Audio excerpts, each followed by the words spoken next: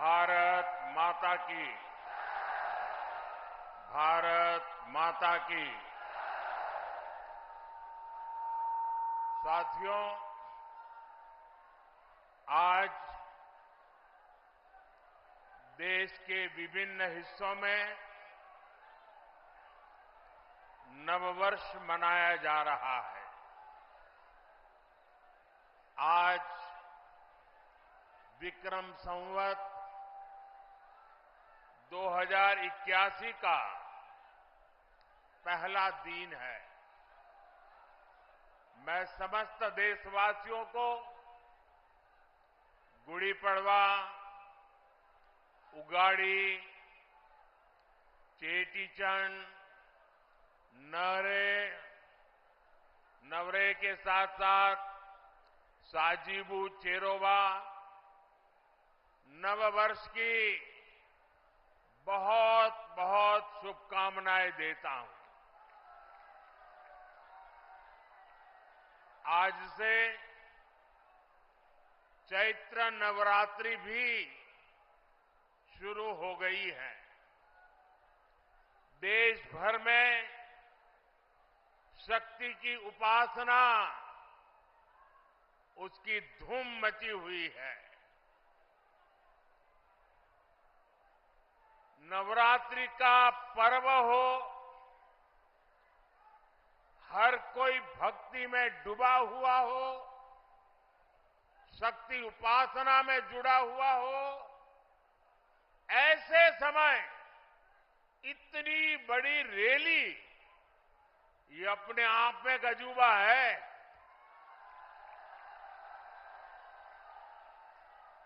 क्योंकि मेरा जब कार्यक्रम बन रहा था तो मैंने कहा भाई नवरात्रि है, लोग कैसे आएंगे। उन्होंने कहा साहब बस आप डेट दे दीजिए। और इतने कम समय में नवरात्रि के पावन पर्व पर भी इतनी बड़ी तादाद में आप हमें आशीर्वाद देने आए। इस पावन अवसर पर बड़ी संख्या में शक्ति स्वरूपा माताएं, बहनें, बेटियां हमें आशीर्वाद दे रही है।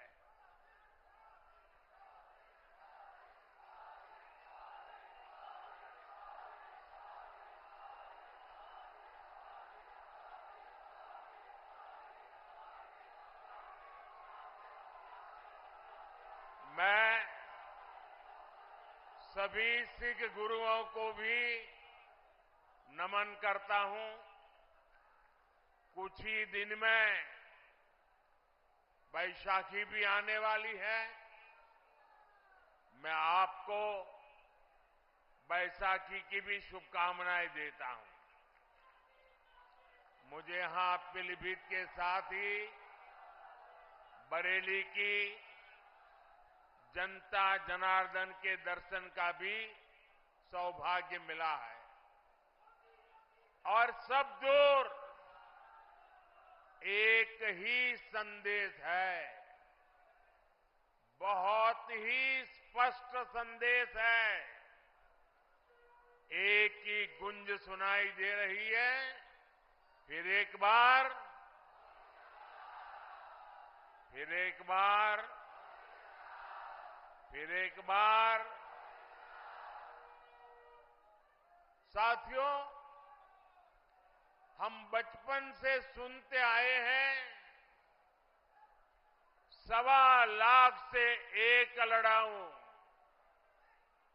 चिड़ियन तय में बाज तुड़ाऊं, तबै गुरु गोविंद सिंह नाम कहाऊं। ये बोल भारत की वीर परंपरा के प्रतीक है। ये बोल दिखाते हैं कि लक्ष्य कितना ही कठिन क्यों ना हो,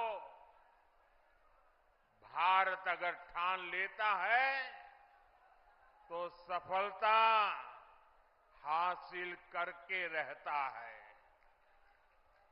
आज इसी प्रेरणा से, इसी ऊर्जा से भारत के लोग, हम लोग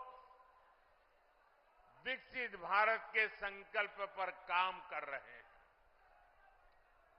सारी दुनिया की मुश्किलों के बीच भारत ये दिखा रहा है कि उसके लिए कुछ भी असंभव नहीं है। आप मुझे बताइए साथियों, भारत जब दुनिया की सबसे तेजी से बढ़ती आर्थिक ताकत बना तो आपको गर्व हुआ कि नहीं हुआ? आपको गर्व हुआ कि नहीं हुआ? हमारे चंद्रयान ने जब चांद पर तिरंगा फहराया तो आपको गर्व हुआ कि नहीं हुआ? आपको गर्व हुआ कि नहीं हुआ? भारत में हुए भव्य G20 सम्मेलन की पूरी दुनिया में वाहवाही हुई, प्रशंसा हुई। आपको गर्व हुआ कि नहीं हुआ? कभी कांग्रेस सरकारें दुनिया से मदद मांगती थी, लेकिन कोरोना के महासंकट में भारत ने पूरी दुनिया में दवाइयां भेजी, वैक्सीन भेजी। ये सुनकर आपको गर्व हुआ कि नहीं हुआ?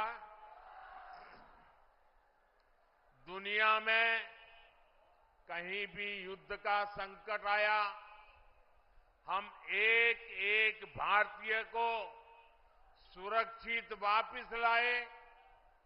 अफगानिस्तान से गुरु ग्रंथ साहब के पवित्र स्वरूपों को भी पूरी श्रद्धा से भारत लाए।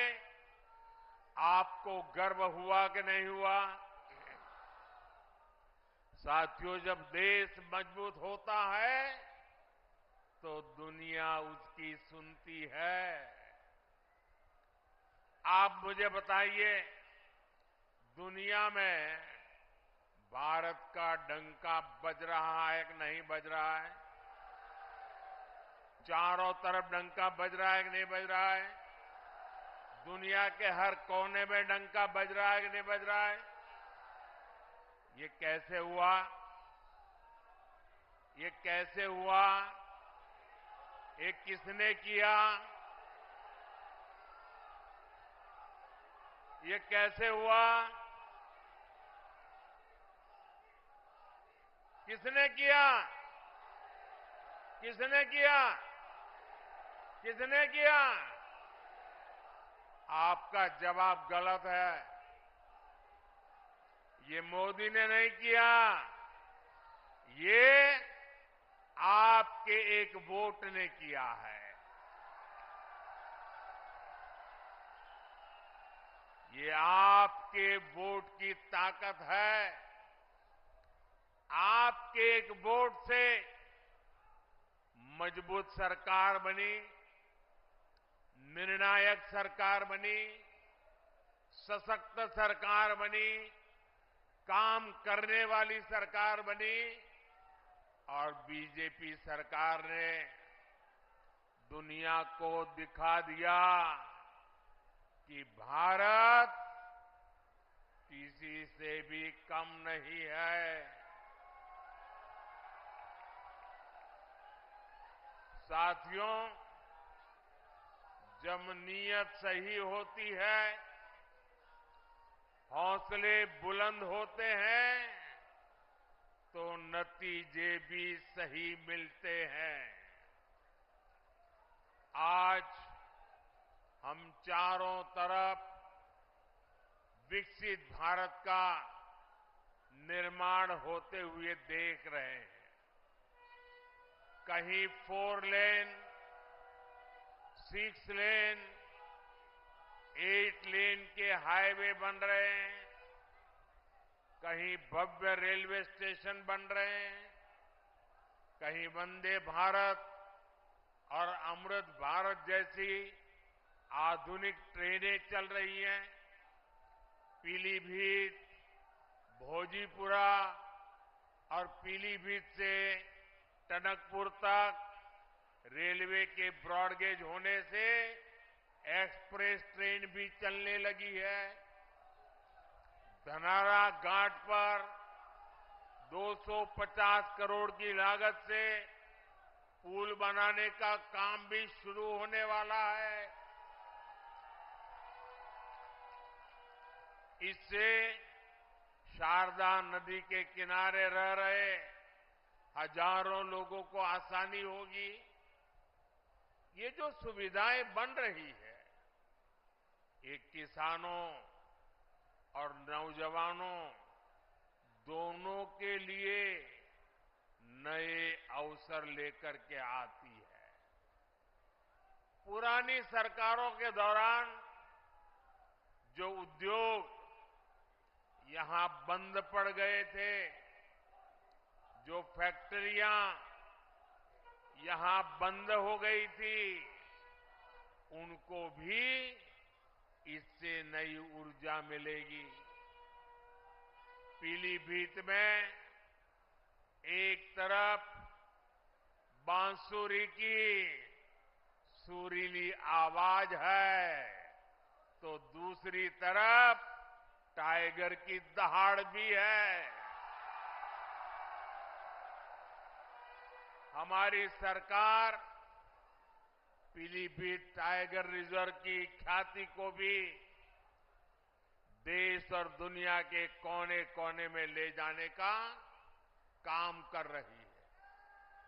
यहां इको टूरिज्म का नया इकोसिस्टम बन रहा है। यहां के नौजवानों के लिए रोजगार और स्वरोजगार के नए अवसर बन रहे हैं। साथियों, पीलीभीत और ये पूरा क्षेत्र खेती किसानी के लिए भी जाना जाता है। आप याद कीजिए, 10 वर्ष पहले तक किसानों की क्या स्थिति थी। महंगे यूरिया की कालाबाजारी होती थी और किसानों को लाठियां खानी पड़ती थी। आज यूरिया भी पर्याप्त मिलता है और लगातार मिलता है। जो बोरी दुनिया में 3,000 रुपये में यूरिया की बोरी बिकती है, वो हमारी सरकार सिर्फ 300 रुपये से भी कम कीमत पर यूरिया की बोरी किसानों को देती है। यहां यूपी के किसानों को पीएम किसान सम्मान निधि के तहत करीब 70,000 करोड़ रुपए भी मिले हैं। यह आंकड़ा छोटा नहीं है। किसानों के बैंक खाते में 70,000 करोड़ रुपया ये मोदी सरकार ने पहुंचाया है और इसमें से करीब 850 करोड़ रुपये यहां पीलीभीत के किसानों के बैंक खाते में पहुंचे हैं। साथियों, कांग्रेस और सपा के राज में गन्ना किसानों को कैसे अपने ही पैसे के लिए तरसाया जाता था, ये आपसे अच्छा कौन जानता है।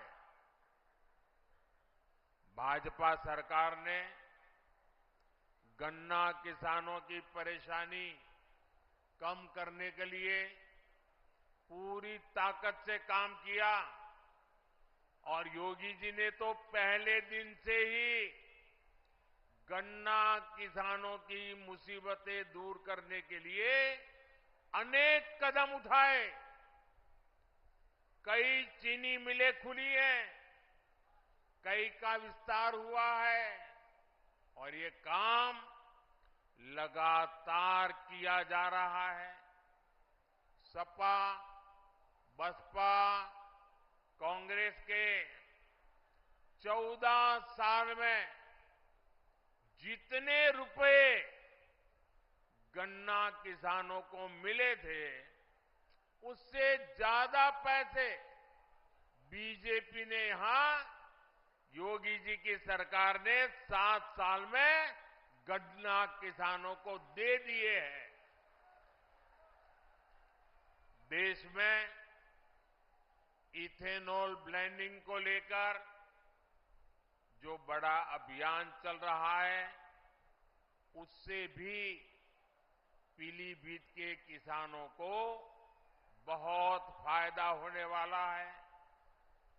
गांव के पास अनाज भंडारण की दुनिया की सबसे बड़ी योजना भी शुरू हो चुकी है। इस योजना के तहत देश में लाखों नए गोदाम बनाए जा रहे हैं। इसका भी लाभ पीलीभीत के किसानों को मिलने वाला है। आने वाले 5 वर्षों में हम ड्रोन से खेती का नया विस्तार देखेंगे। हमारे युवा ड्रोन बनाएंगे और गांव की हमारी माताएं बहनें ड्रोन पायलट बनेगी।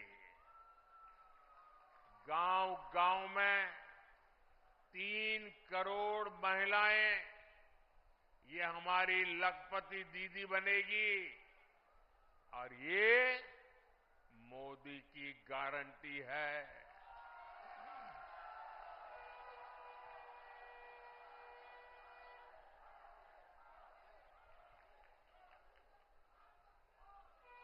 पक्के घर, हर घर नल से जल, ऐसी हर सुविधा तेजी से हर बहन, हर परिवार तक पहुंचे, ये मोदी की गारंटी है।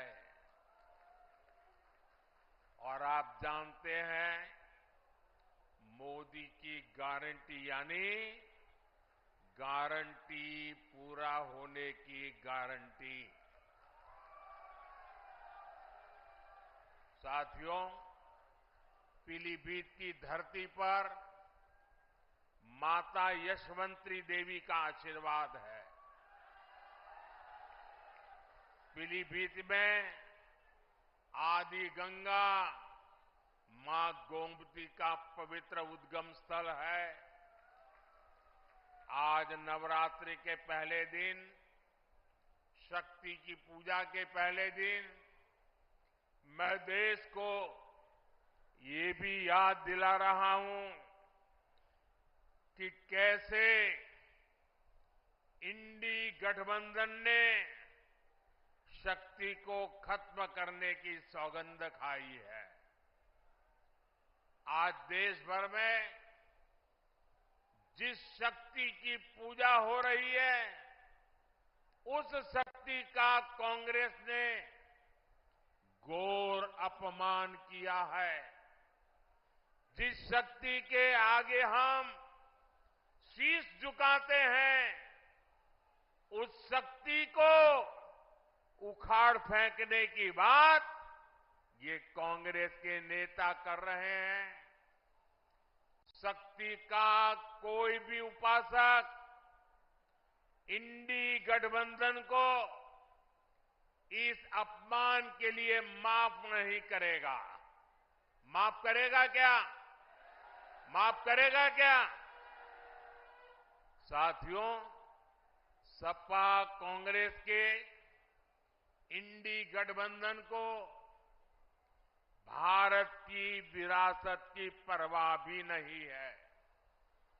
500 साल के इंतजार के बाद अयोध्या में भव्य राम मंदिर बना।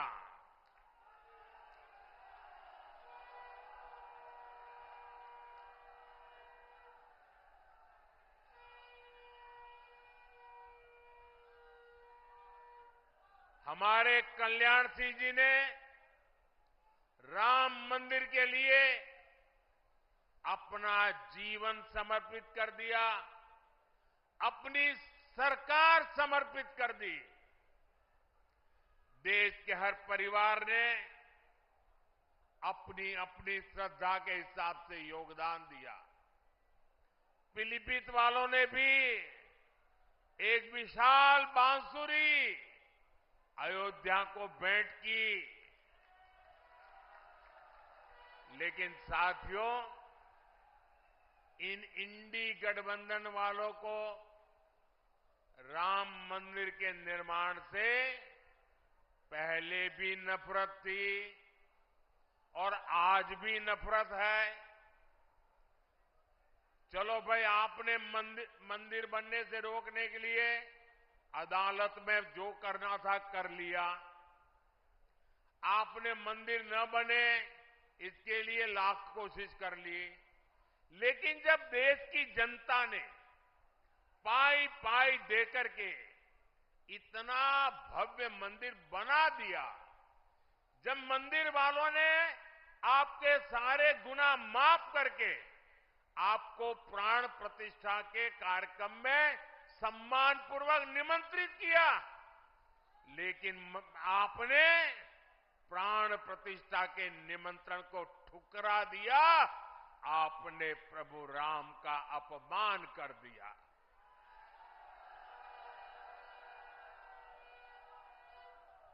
भाइयों बहनों, मैं अभी भी समझ नहीं पाता हूं कि इनके मन में इतना जहर भरा है कि उनकी पार्टी से जो प्रतिष्ठा में गए, प्राण प्रतिष्ठा में जो लोग गए, उनको 6 साल के लिए पार्टी से निकाल दिया। क्या ऐसा कभी हिंदुस्तान में हो सकता है?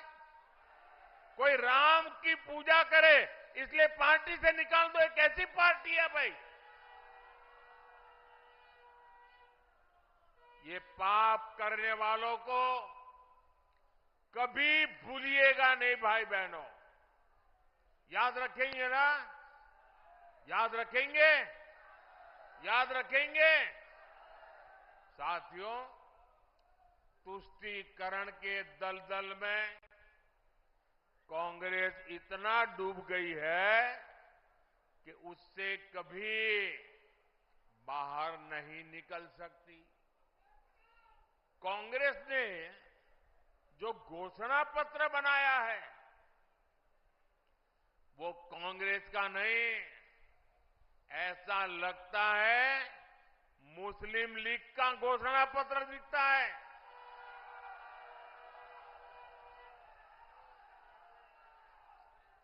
तुष्टीकरण के दबाव में ही कांग्रेस हो या सपा सीएए का भी विरोध कर रही है। विदेशी धरती पर अत्याचार की वजह से भागने के लिए मजबूर हुए हिंदुओं और सिख भाई बहनों को आप मुझे बताइए, मेरे इन हिंदू भाइयों बहनों को, मेरे इन सिख भाई बहनों को भारत अगर नागरिकता नहीं देगा तो कोई और देगा क्या? नागरिकता देनी चाहिए कि नहीं देनी चाहिए? वो अपने है कि नहीं है? उनको हमें संभालना चाहिए, नहीं संभालना चाहिए? सीएए का यहां पीलीभीत में रहने वाले अनेक परिवारों को मेरी आपको गारंटी है, आप अप्लाई कीजिए, आपका हमेशा हमेशा की मुसीबतों से मुक्ति मिल जाएगी। आप भारत के नागरिक के नाते गर्व से जी पाएंगे। लेकिन कांग्रेस समाजवादी पार्टी इस पर भी ऐतराज जता रही है।